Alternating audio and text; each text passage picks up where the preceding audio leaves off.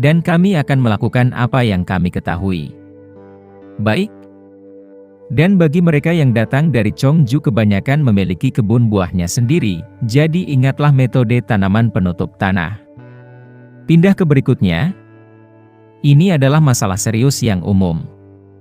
Jadi kita harus menyeimbangkan semua NPK, Ca, Mg, B untuk mencapai kesehatan tanaman dan keberhasilan hasil.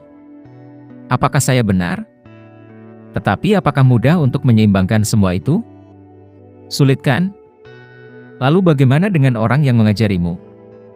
Apakah ini mudah bagi mereka? Tidak semuanya. Dan tahukah kamu mengapa? Ya benar, seimbang NPK, C itu kunci sukses dalam bertani. Tapi, ketika menyeimbangkan elemen tertentu dengan elemen secara artifisial, kemudian segalanya menjadi jauh lebih rumit. Dan mudah gagal. Jadi apa yang bisa kita lakukan di sini?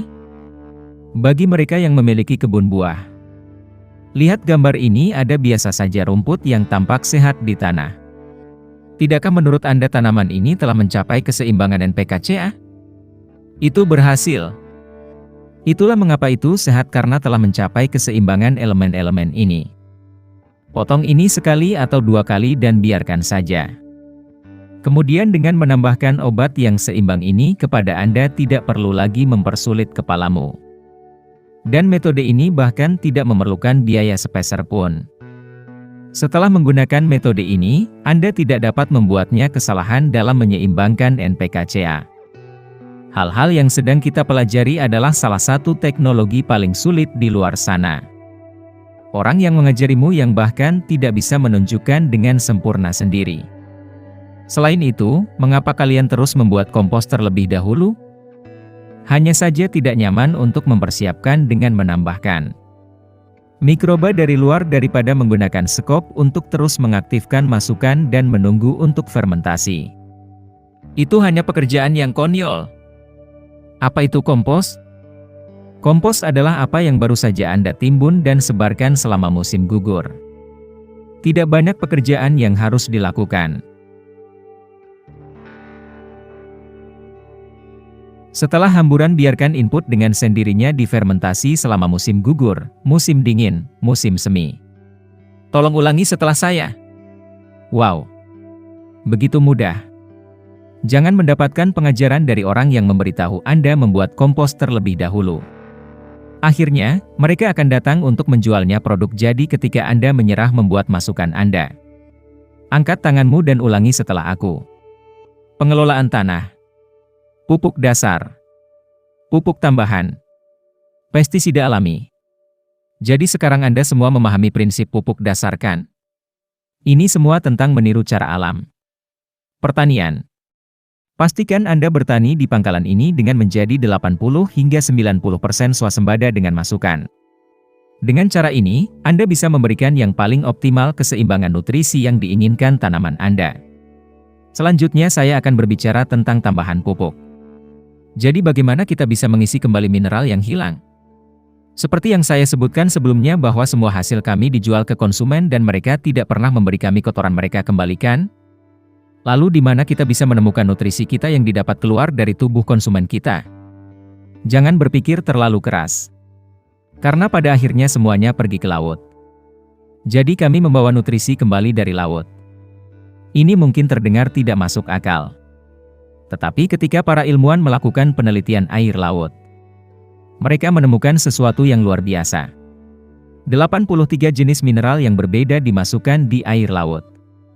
Jika Anda melihat dari lebih jauh, ada magnesium, kalsium, kalium dan belerang favorit Anda sudah ada.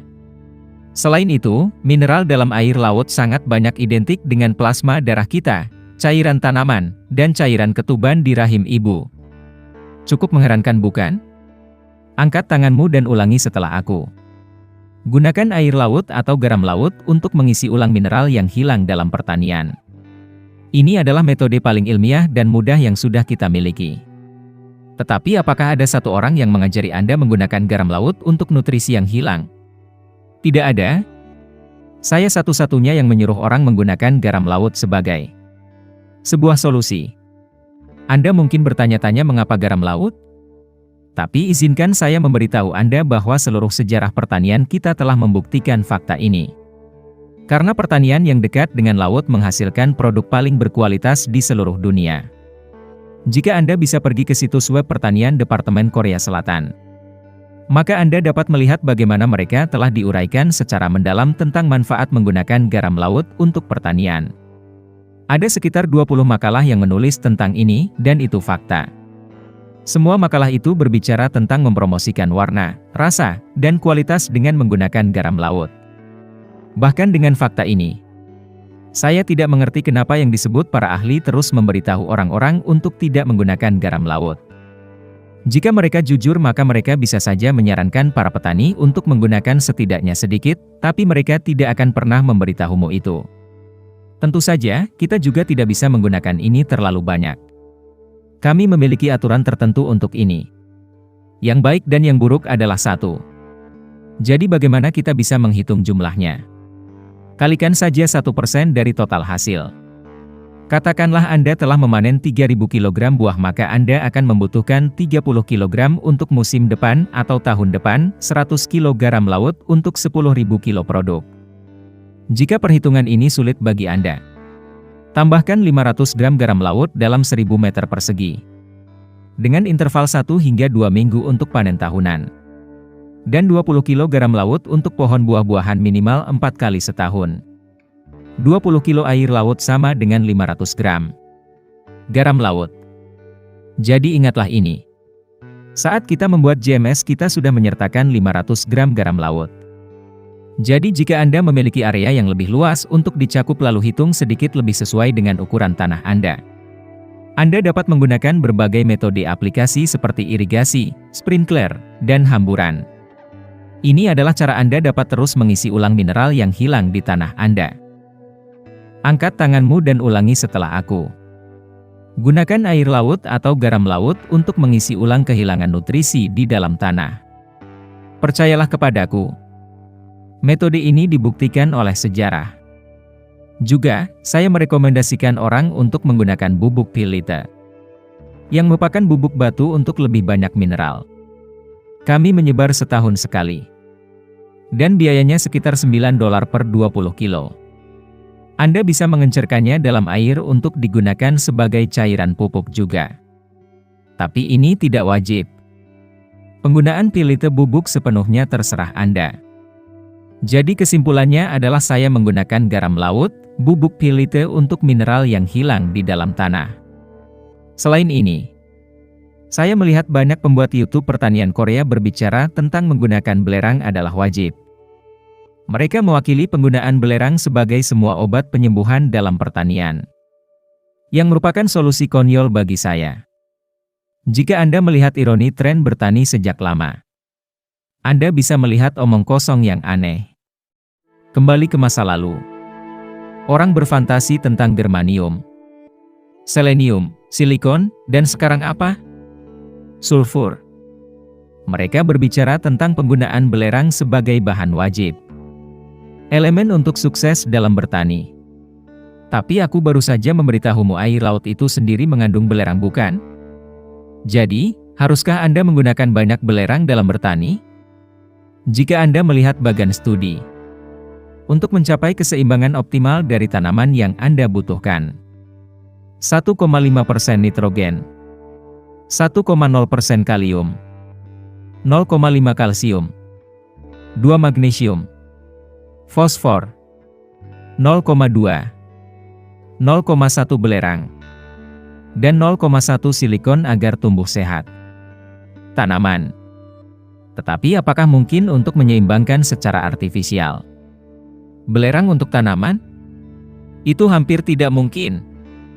Pada akhirnya akan merusak pertanian Anda dengan tidak sengaja memasukkan terlalu banyak bahan-bahan ini.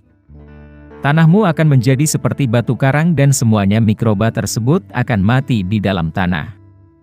Ya, memang benar kita membutuhkan belerang untuk mendapatkannya. Keseimbangan optimal tanah. Tapi tindakan ini harus dilakukan dengan mengganti materi seperti apa yang diberikan alam kepada kita. Dan tipuan lain dalam bertani adalah imobilitas silikon, kalsium, dan belerang di dalam jaringan tumbuhan. Jadi mereka mengajari Anda bahwa semuanya harus dilakukan dengan semprotan daun pada tahap akhir pertanian. Ingat masa lalu? Kapan tidak ada seorang petani pun yang menyemprot daun dan masih bisa memanen cabai sampai beku? Bahkan tidak ada yang disebut semprot daun. Tidak ada nenek moyang kita yang melakukan itu pada masanya atau bahkan mendengar. Dan saya sendiri tidak pernah melakukan penyemprotan daun kalsium di pertanian saya. Bahkan tidak boron. Dan mengapa? Karena saya punya air laut dan garam laut. Jadi mengapa saya harus menggunakannya? Pembicaraan tentang imobilitas kalsium dan boron di dalam jaringan tanaman adalah tipuan total. Karena jika mereka benar lalu keseluruhannya bumi akan binasa sejak awal. Memang benar bahwa semua sel membutuhkan kalsium. Tetapi apakah ini adalah elemen yang tidak bisa bergerak? Maka akan menyebabkan nekrosis pada setiap materi di bumi. Jadi jangan menonton saluran YouTube pertanian Korea yang membicarakan hal-hal ini tanpa akal sehat. Jika mereka benar maka tidak ada alam. Aku hanya muak dan lelah dengan omong kosong ini. Tolong ulangi setelah saya. Jika Anda menggunakan terlalu banyak sulfur, Anda akan merusak ladang Anda. Dengan baik dan buruk satu dalam pikiran. Terlalu banyak kebaikan bisa menjadi racun.